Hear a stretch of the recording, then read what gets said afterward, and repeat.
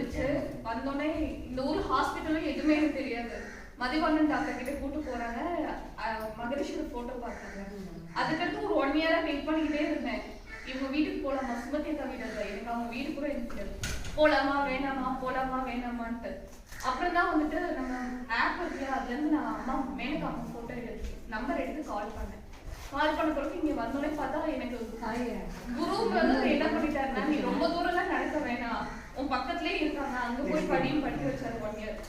இந்த வருஷம் நான் படிச்சேன். அதே மாதிரி எனக்கு டெப்ரெஷன் வந்து ரொம்ப எவ்வளோக்கு எவ்வளோ இருக்கணுமோ அவ்வளோக்கு இருந்துச்சு. எங்கேயுமே 3 வருஷம் போல, எப்போ பார்த்தா லேப்டாப்பு ஃபேமிலியில் அப்படியே உட்காந்துட்டு இருக்கும்போது யாரு பார்த்தாலுமே நெகட்டிவா மட்டும்தான் நான் பார்த்துட்டு இருக்கேன். யாரு இப்படியா, இவங்களா, இவங்க இப்படிதான், எனக்குள்ளே நிறைய பேசிக்கிட்டே உட்காந்து போகல.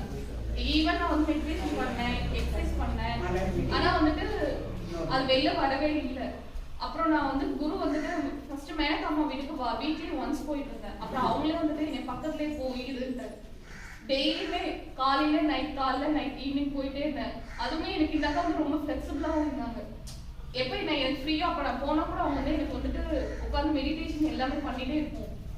அவங்க கிட்ட போனப்போ தான் வந்துட்டு எனக்கு வந்துட்டு குரு வந்துட்டு கை காமிச்சாரு, இங்கேயும் இருக்காங்க, நீ போ படி. எனக்கு வந்து இப்போ கொஞ்சம் ஹாப்பியான லைஃப் எதுனாலுமே என்னால் ஏற்றுக்கிற தன்மையும் இருந்துச்சு. இதுக்கு முன்னாடி ஃபேமிலி லைஃப் இல்லாதப்பெல்லாம் வந்துட்டு மெடிடேஷன் பண்ணும்போது நம்மளுக்கு வந்துட்டு எல்லாமே அக்செப்ட் பண்ணுற மாதிரி இருந்துச்சு. ஆனால் ஃபேமிலி லைஃப் வந்து வித்தியாசம், நம்ம வாழ்ந்ததுக்கு தகுந்தாப்புல இல்லாமல் இருந்தது. அதை அக்செப்ட் பண்ணுற திறமை வந்துட்டு உள்ள வந்த பிறகு தான் வந்துட்டு அக்செப்ட் பண்ணிட்டாச்சு. நிம்மதியான ஒரு லைஃப் இருக்கு. நாங்கள் இப்போ கோவில் போனால் கூட வந்துட்டு நெகட்டிவ் வைப்ரேஷன்லாம் வந்துட்டு இருந்துகிட்டே தான் இருக்கும். கோவில் போனால் பாசிட்டிவ் வைப்ரேஷன் இருக்கும்.